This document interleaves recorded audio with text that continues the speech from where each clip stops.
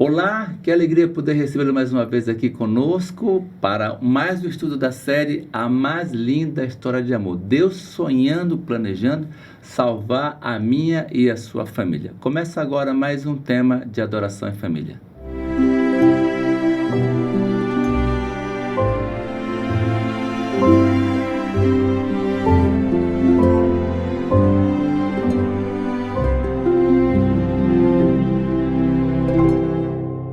Como você já sabe, toda a série está embasada na Santa Palavra do Senhor, a Bíblia, a nossa regra de fé e de vida, e também no livro A Mais Linda História de Amor.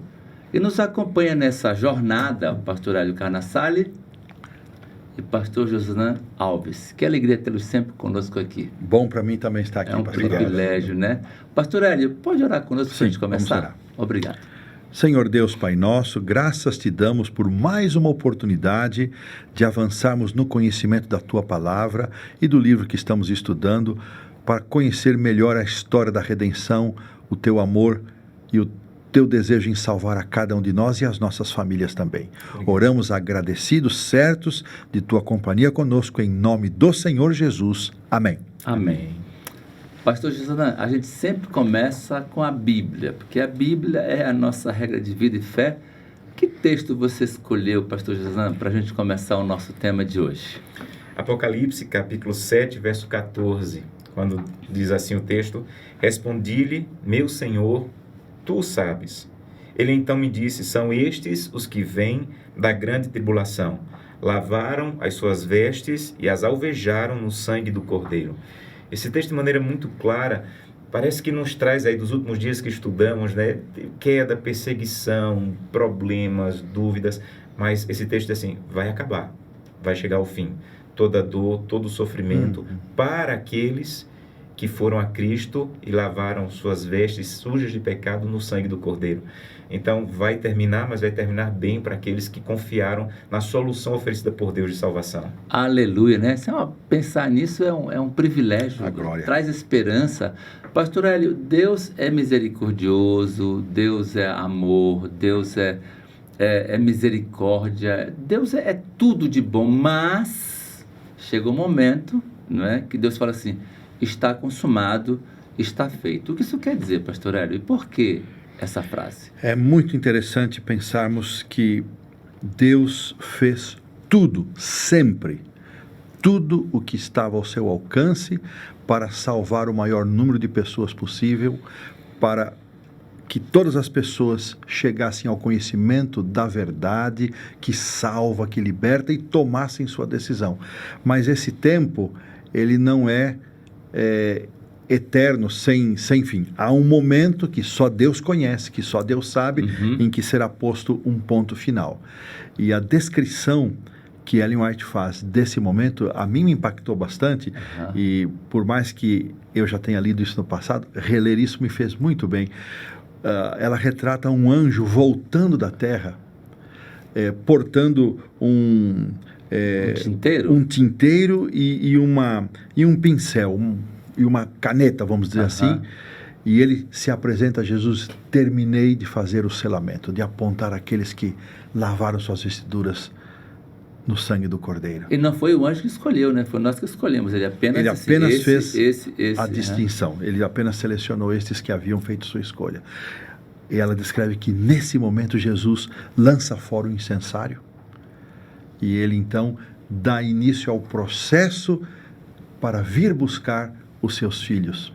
É muito significativo isso. E assim como o sumo sacerdote, ao sair do Santíssimo, ele tinha na barra da sua túnica as campainhas que identificavam se ele estava vivo por ter estado na presença do Senhor.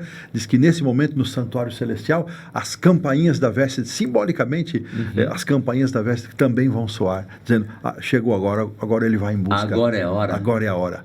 Então, e aí vem aquele texto que nós conhecemos tanto: continue o injusto fazendo injustiça, continue o mundo ainda sendo imundo, o justo continue na prática da justiça e o santo continue a santificar-se. O fechamento da porta da graça é algo tremendo. E nós só saberemos que a porta da graça se fechou porque começam as pragas. Então ninguém precisa ficar ansioso caiu a primeira praga, a porta da graça está fechada. E aí a sorte de cada um já estará lançada. Terminando essa mediação, pastor Josana, como é que fica o mundo, esse mundo velho aqui? Como é que vai ficar? Como o pastor Hélio apresentou, nesse momento não há mais o que fazer em prol da salvação, está decidida. Mas o pastor Hélio falou uma coisa no início da fala dele que me marca profundamente. Ele vai fazer tudo o possível. E eu acho que isso é de uma esperança tão grande para pessoas que têm filhos fora da igreja, esposo fora da igreja, esposa fora da igreja. Às vezes eu encontro algumas pessoas aflitas porque a porta da graça vai fechar, meu filho vai estar fora, e meu esposo e minha esposa.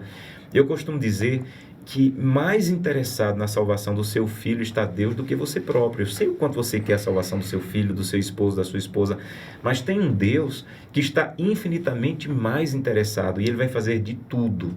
E essa porta, ela só vai ser fechada quando não houver mais nenhuma possibilidade. E após isso, não há mais por que manter o plano, porque ele já está fechado de salvação. E a partir daí, o texto do livro nos apresenta que pragas irão cair para mostrar que Deus está vindo libertar-nos como Ele fez no Egito. Para tirar o povo das mãos duras do faraó, Ele derramou pragas para dizer assim, olha, há um Deus que é mais poderoso do que qualquer poder do Egito, e Ele vai derramar pragas novamente para dizer assim, há um Deus que é mais poderoso do que qualquer poder da Babilônia, que está perseguindo o meu povo. Deus fez tudo, não é? Então ficou bem para mim, ficou gravado isso, de que Deus fez tudo, que Ele podia, tudo que era possível e até o impossível, né? E agora o homem tomou sua decisão e as coisas, infelizmente, chegaram ao fim, ou felizmente chegaram ao fim. Agora, pastor Hélio, haverá o justo, aqueles que decidiram, né, aceitar o plano da salvação, e aqueles que não aceitaram. Como é que vai ser a sensação, como vai ser no coração dos justos, aqueles que decidem agora aceitar Cristo como Salvador da sua vida? Como será esse momento, pastor Hélio? Eu gosto de pensar no contraste da situação. Na sequência da resposta do pastor Josanã, Ellen White afirma que o mal não terá freio. Nesse curto período de tempo entre o fechamento da porta da graça e a volta de Jesus, eu concluo por essas palavras que Satanás vai mostrar toda a sua maldade, toda a sua ferocidade para com o ser humano, para com aqueles que ele conduziu à perdição. Então, de uma parte você vê a impiedade correndo solta, livre, na sua forma mais terrível. Quando nós olhamos o mundo hoje, a gente às vezes pensa assim, como isso pode ficar pior? Mas vai ficar pior, porque esse tempo ainda não chegou. De outra parte, você tem aqueles que foram selados, mas no coração destes que foram selados, vem aquilo que a Bíblia chama da angústia de Jacó. Será que eu estou salvo? Será que eu me arrependi completamente dos meus pecados? Confessei todos os meus pecados. Mas eu tenho certeza que haverá evidências para acalmar o coração. Perfeito. Haverá evidência. Deus não vai deixar. Essa é uma angústia natural do ser humano. Mas o Espírito... Às vezes a gente fala que não haverá intercessor, a gente imagina que o Espírito Santo vai estar ausente da terra. De jeito nenhum.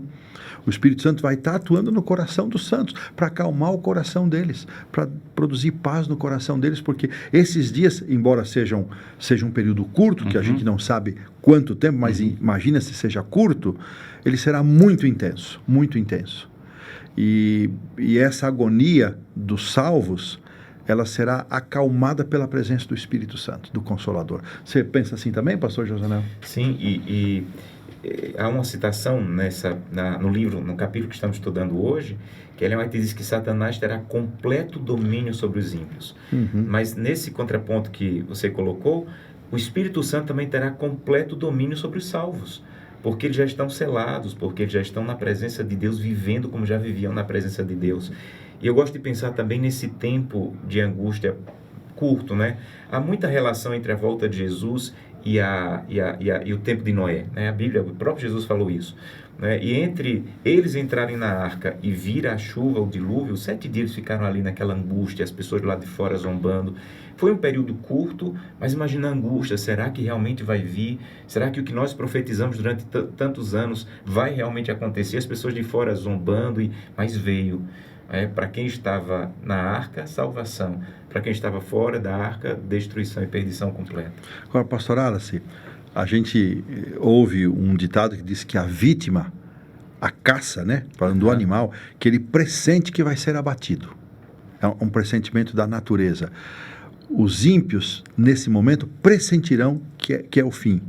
E Ellen White diz que o medo vai se apoderar deles. Mas é tarde demais. Já não há mais o que fazer. Já não há mais como aplicar a misericórdia. Mas eles vão pressentir que o fim está por chegar. Interessante isso. Que coisa fantástica, né? De repente, no meio dessa angústia toda, né? Desespero de uns e o outro, aquela ansiedade, será que, né? Eu fiz tudo, confessei tudo, né? E o Espírito Santo cuidando de cada um de nós. De repente, aparecerá algumas coisas, né? Especiais na própria natureza, na nossa perspectiva de olhar. Fala para mim o que vai acontecer, que vai trazer um alento, um alívio fantástico para o nosso coração. Então, aí vem aquela frase tão conhecida de Ellen White, a pequena nuvem branca, né? Lá distante no horizonte, à medida com que ela vai se aproximando, né? E eu fico pensando, tem gente que quer saber por onde vai vir a nuvem, mas quem quer saber por onde vem essa... Eu quero ver essa nuvem, que venha de onde vier, né? Claro, vem do céu, e essa nuvem vai se aproximando e ela vai enchendo-se de glória, porque ali está Cristo Jesus, não mais o humilde Nazareno andando nas estradas empoeiradas da Galileia, da Judeia, mas agora o Rei dos Reis, Senhor dos Senhores, rodeado de anjos gloriosos com sua luz, com sua música. Então, esse é o momento, é o ápice, é o momento mais glorioso, mais desejado, mais esperado da raça humana, e creio que pelo céu também. A primeira vez que eu vi um sermão falando sobre a volta de Jesus, que eu lembro, né, que eu tenho a lembrança, era pequeno, a criança, mas foi sobre esse texto aí, dessa citação, de que virá numa pequena nuvem, tamanho da mão de um homem inicialmente. E eu lembro que eu era criança e por algumas semanas eu andava assim procurando uma nuvem, botando a mãozinha. Que legal. E colocava vezes, a mão assim, colocava procurando alguma nuvem do tamanho daquela mão ali. E eu às vezes penso nisso. Quando é que eu cresci, comecei a estudar teologia, fazer mestrado, conhecer da Bíblia e parei de sentir aquele desejo pela volta de Cristo que eu sentia quando criança? Um dos textos mais citados por Ellen White nesse capítulo sobre a volta de Cristo, a reação dos santos nesse momento, é Isaías capítulo 25, verso 9, quando ele diz: naquele dia se dirá, eis que este é o nosso Deus em quem esperávamos, ele nos salvará, este é o Senhor a quem aguardávamos, na sua salvação exultaremos e nos alegraremos. Aqui há verbos no passado e há verbos no futuro. Os verbos do passado é esperávamos e aguardávamos. Já passou. Em outras palavras, não é uma coisa momentânea. Eu não espero Jesus voltar quando a nuvem aparecer. É uma coisa que eu já vinha fazendo, eu já aguardava e eu já esperava. E os verbos do futuro são exultaremos e alegraremos. Vai começar agora a alegria completa e a exultação completa. Mas se eu não tiver esses verbos do passado, de aguardar e esperar, eu não vou desfrutar dos verbos do futuro, da expectativa, de alegria. Que interessante. Então, essa é a grande questão. Hoje estamos no tempo de colocar em ordem esse tempo, aguardar e esperar a volta de Jesus, para que um dia possamos alegrar e exultar. Nossa, dá para ficar aqui o dia inteiro só nesse tema, né? De repente você olha, conforme o pastor Ali disse, a nuvem se aproxima, na sua cabeça tem uma diadema. Diadema são várias coroas para mostrar todo o poder. E escrito Rei dos Reis e Senhor dos Senhores.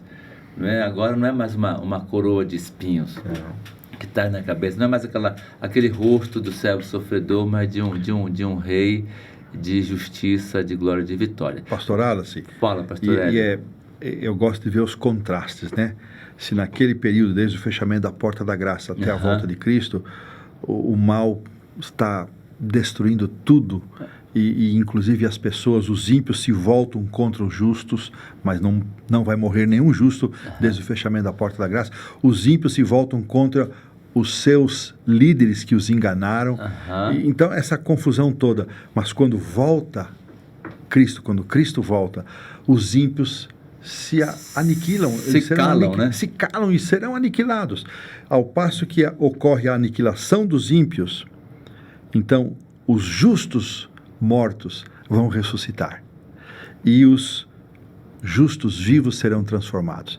E aqui vem uma coisa, e juntos, de acordo com a descrição de Paulo na primeira carta aos Tessalonicenses, juntos eles sobem para encontrar o Senhor nos ares.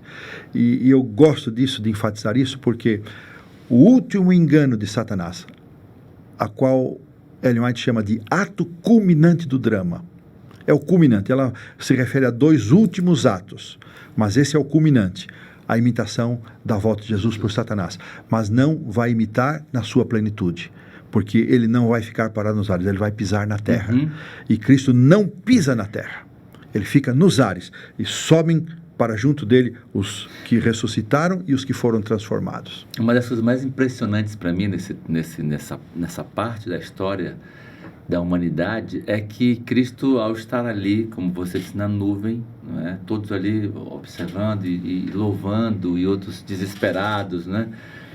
Ele vai dizer: despertai, despertai, vós que dormis no pó da terra, e vinde. Eu fico imaginando o exército se levantando, né? E talvez a coisa mais fantástica é um ser mortal como eu e como vocês gritar assim: ô morte, cadê você? Vocês dizendo: como é que vai esse negócio de dizer para a morte: cadê o seu aguilhão? Cadê você? Que poder você tem sobre mim? Nenhum mais. Nada, imagino, que causa tanta dor, né, quanto você levar alguém que ama ao cemitério. Nada causa, e muitas pessoas viveram isso, estão vivendo isso de maneira muito intensa e muito dolorosa. Mas há uma outra aplicação sobre a ressurreição que eu gosto de pensar, sabe, pastor Hélio? É de pensar que há outras coisas na nossa vida que morrem. Há casamentos que morrem ou estão prestes a morrer. Há filhos que parece que estão mortos em pecado.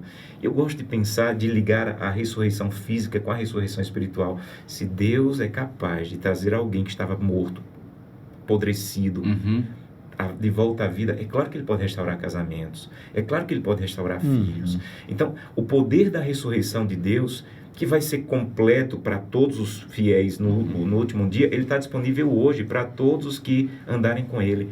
Então, eu gosto de ligar essa ideia da ressurreição final com a ressurreição possível hoje, para o meu casamento, para o meu filho, para a minha vida em pecado. A própria fé, né, pastor José? A própria fé. De muitos que está morto. Pastor, eu me emociono sempre quando lembro da minha avó, a mãe do meu pai. Ela aceitou a mensagem adventista já bem idosa, e no início do século XX ela perdeu 4 crianças, um atrás do outro. Chegavam à idade de 1 ano e meio, 2 anos, e morriam dessas doenças para as quais hoje nós temos solução nas farmácias. Nem precisa de hospital. Eu fico imaginando a minha vovó, Caetana era o nome dela. Ela vai receber 4 crianças, não vai faltar braço, né? E já pensou que emoção? Eu vou ajudar a criar os meus tios, né? Eu vou ajudar a criar os meus tios, e um deles teve a mesma data de aniversário que eu, 13 de novembro. Antônio era o nome dele. 4 crianças, eu fico imaginando. Eu tive um privilégio muito grande de ser vizinho do professor Tacató e da sua esposa Elvira. Quando a dona Elvira, lá em Tatuí, na primeira vez que eu morei lá, quando a dona Elvira adoeceu, eu e Vânia, minha esposa, nós fomos fazer uma visita à dona Elvira e o pastor Tacatói.